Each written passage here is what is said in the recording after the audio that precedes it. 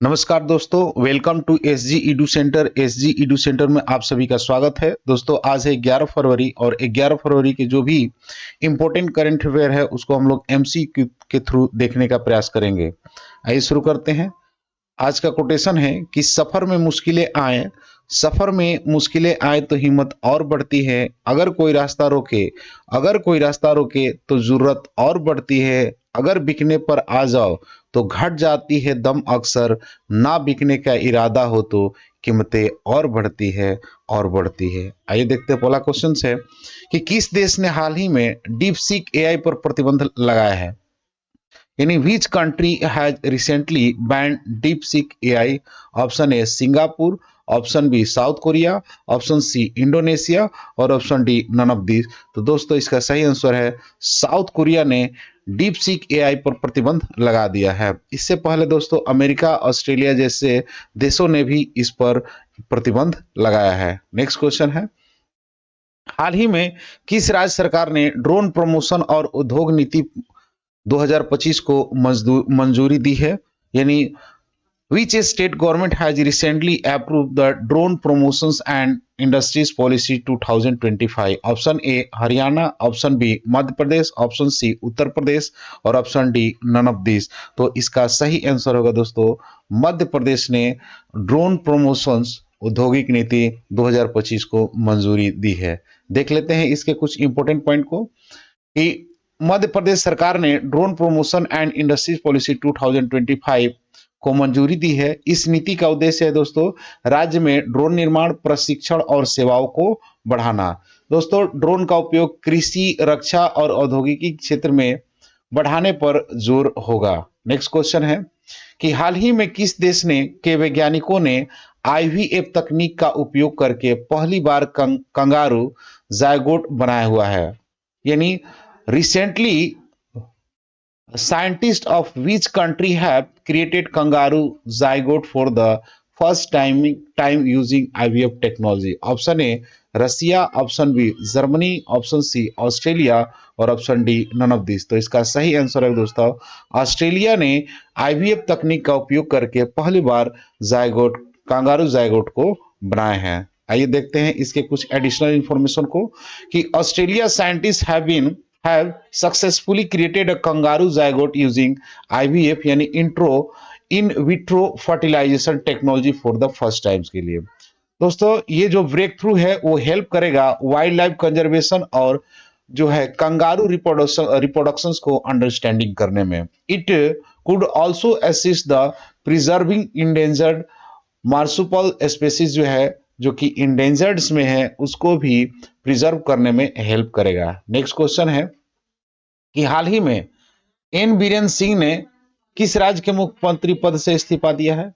यानी recently N Biren Singh has resigned from the post of chief minister of which state. Option A Manipur, option B Mizoram, option C Meghalaya और option D Tripura. तो इसका सही answer होगा दोस्तों कि मणिपुर। एन बीरेन सिंह जो है मणिपुर के मुख्यमंत्री थे। इन्होंने रिसेंटली अपने मुख्यमंत्री पद से इस्तीफा दिया है। दोस्तों इन्होंने अपना इस्तीफा अजय कुमार भल्ला जो कि आपके मणिपुर के राज्यपाल है उनको इन्होंने अपना इस्तीफा सौंपा है और इनके इस्तीफा को स्वीकार भी कर लिया गया है।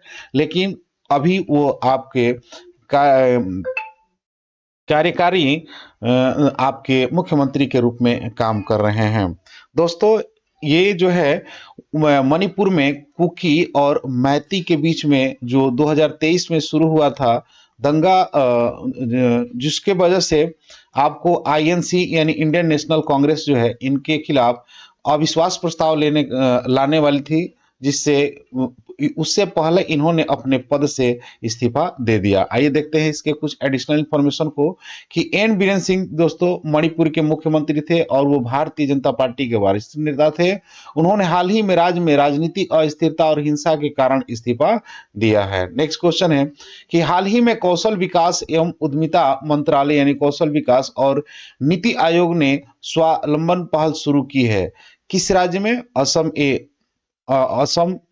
असम, मेघालय, मिजोरम या उपरोक्त में से सही। तो इसका सही आंसर होगा दोस्तों ऑल ऑफ दीज यानी सभी, यानी असम, मेघालय और मिजोरम, ये तीनों में जो है आपको कौशल विकास एवं उद्यमिता मंत्रालय ने स्वावलंबन नीति की पहल की है।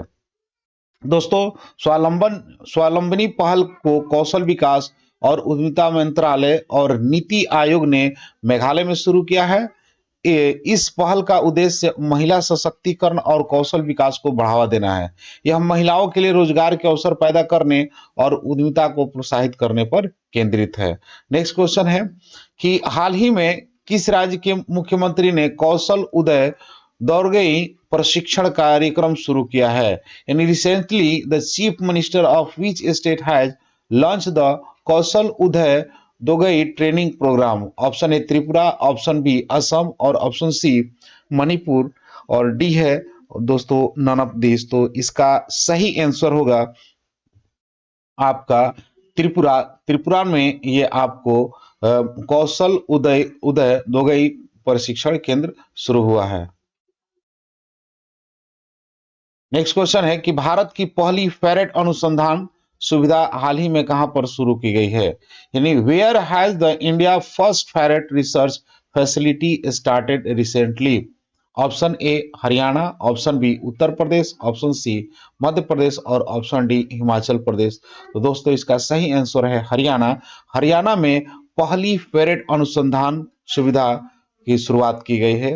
दोस्तों ये हरियाणा के फरीदाबाद स्थित जो translations health science and technology institute में इसकी शुरुआत की गई है।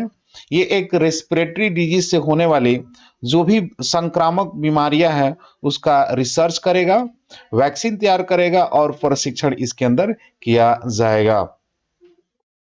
ठीक है, अगला क्वेश्चन है कि देख लेते हैं इसके कुछ इंपॉर्टेंट पॉइंट को कि भारत की पहली फेरेट रिसर्च एंड फैसिलिटी हॉल हाल ही में हरियाणा में शुरू की गई है। यह संक्रामक बीमारियों और वैक्सीन विकास के लिए रिसर्च में सहायक होगी। यह सुविधा उन्नत चिकित्सा अनुसंधान को बढ़ावा देने के लिए बनाई गई है। नेक्स्ट क्वेश्चन है कि राजधानी दिल्ली में कितने साल बाद भाजपा सरकार दोबारा सत्ता में आई है? यानी after how many years did the BJP government come back to the power in the capital Delhi? तो दोस्तों option A 25 year, option B 26 year, 27 year और ऑप्शन डी 28 ईयर। तो इसका सही आंसर होगा दोस्तों आपको 27 ईयर के बाद दिल्ली जो है, दिल्ली में भाजपा आपको सरकार बनाने जा रही है। लास्ट बार ये जो है सुषमा स्वराज के नेतृत्व में यहाँ पर सरकार बीजेपी की बनी थी। नेक्स्ट क्वेश्चन देख लेते हैं कि हाल ही में फीफा ने किस देश के फुटबॉल महासंघ को निलंबित किया है? यानी recently the FIFA suspended the football federation of which country? Option A Iran, option B Sri Lanka, option C Pakistan, option D Bangladesh. तो इसका सही आंसर होगा पाकिस्तान। पाकिस्तान जो है अपने फुटबॉल महासंघ के कॉन्स्टिट्यूशन में चेंज नहीं किया था, जिसके वजह से फीफा ने फुटबॉल महासंघ से इसको निलंबित कर दिया है। यानी निलंबन का कारण जो है दोस्तों पाकिस्तान फुटबॉल फेडरेशन को प्रशासनिक गड़बड़ियों और बाहरी हस्तक्षेप के कारण फीफा ने निलंबित कर दिया है।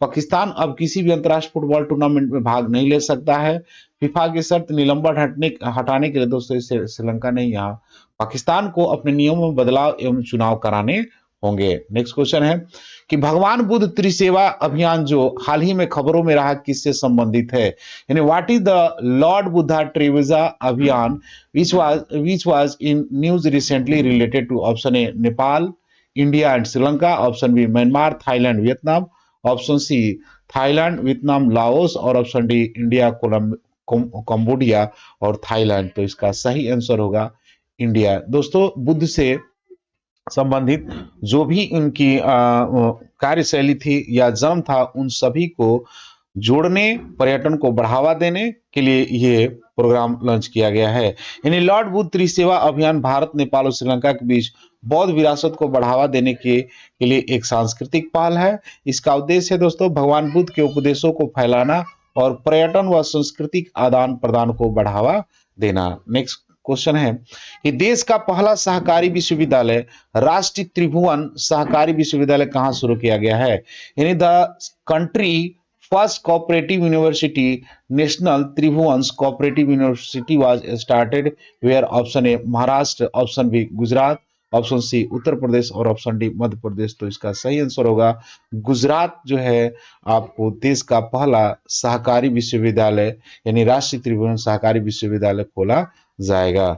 देख लेते हैं इसके कुछ इंपॉर्टेंट पॉइंट को यानी एडिशनल इंफॉर्मेशन को कि राष्ट्रीय त्रिभुवन सहकारी विश्वविद्यालय भारत का पहला सहकारी विश्वविद्यालय है।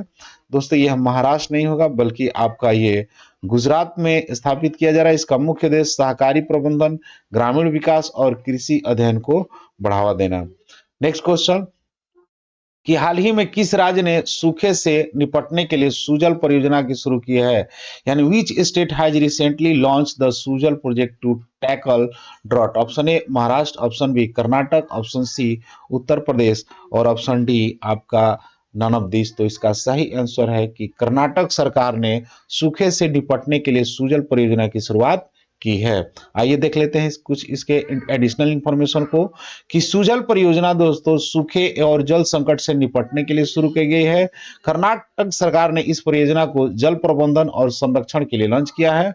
परियोजना का लक्ष्य दोस्तों टिकाऊ जल स्रोतों और उन्नत सिंचाई तकनीक को बढ़ावा देना है। दोस्तों मिलते हैं अगले वीडियो में, तब तक के लिए जय हिंद।